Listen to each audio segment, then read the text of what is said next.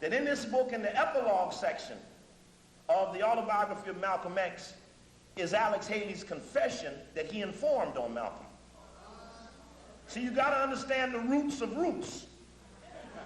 And the problem is that Alex Haley is living and Malcolm X is dead.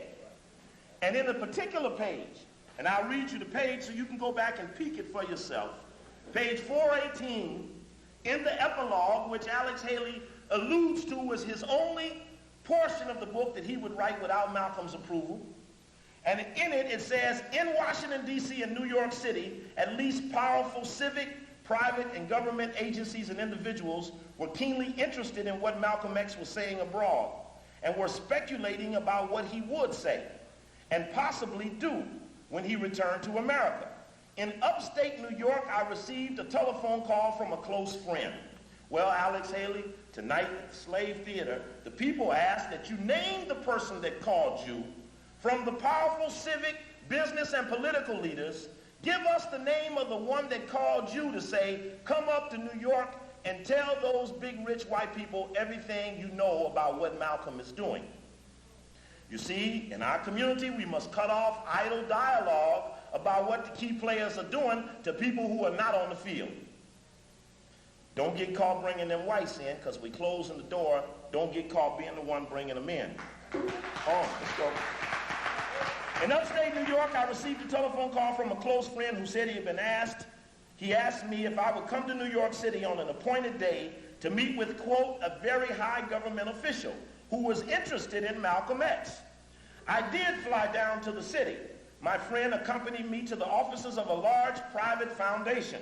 Well, Alex Haley, naming the names, you now must have to tell what that large private foundation was, but I will tell you it was either of two, the Rockefeller Foundation or the Ford Foundation, and I suspect it was the Ford Foundation, and I'll tell you why.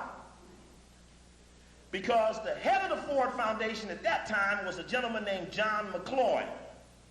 John McCloy was the forerunner to David Rockefeller becoming chairman of Chase, as well as David Rockefeller becoming chairman of the Council on Foreign Relations, because simultaneously McCloy was chairman of the Ford Foundation, chairman of Chase, and chairman of the Council on Foreign Relations on behalf of the Rockefeller family. Now, when Malcolm starts to meddle in international stuff, you got to know who got the international agenda. Such that if a trilateral commission emerged in '72, who did they kill in the '60s to make it possible? That's why we're going back to the things previously looked at and extracting those things that are necessary to make a brighter future. It says, I met with the foundation president and he introduced me to the Justice Department Civil Rights Section head, Burke Marshall.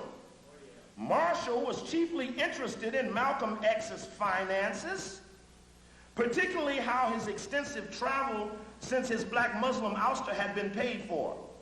I told him that to the best of my knowledge, what was he doing telling him? I got you, but I don't get it. See, I don't want you all to make the mistake that Alex Haley made because he might have to pay for something. Ain't no need of you going that route. It says, I told him that to the best of my knowledge, the several payments from the publisher had financed Malcolm X along with fees he received from several speeches and possible donations that his organization received, and that Malcolm X had told me he had borrowed money from his sister Ella for the current trip, and that recently the Saturday Evening Post had brought the condition rights to the book for a substantial sum. That was soon to be received. Marshall listened in quietly, intently, and asked a few questions concerning other aspects of Malcolm X's life. Then thanked me. Now we need to know what it was that they asked. See, he's very vague in about 4 lines, but the whole thing to the death could be answered about who was close enough to give certain reflections, and I say Alex Haley need to have the razor put to his throat. Now listen, this is straight up, because unless you start it, brother, this shit is out of hand. Put the razor on his throat and say, brother, I would like for you to tell who these people are. And if the nigga act like he don't know, if he act like he don't know, after he done set up and wrote all them roots, Now, of course, he didn't know who he stole some of that from, right? Because you know he got paid. He had to pay somebody for stealing.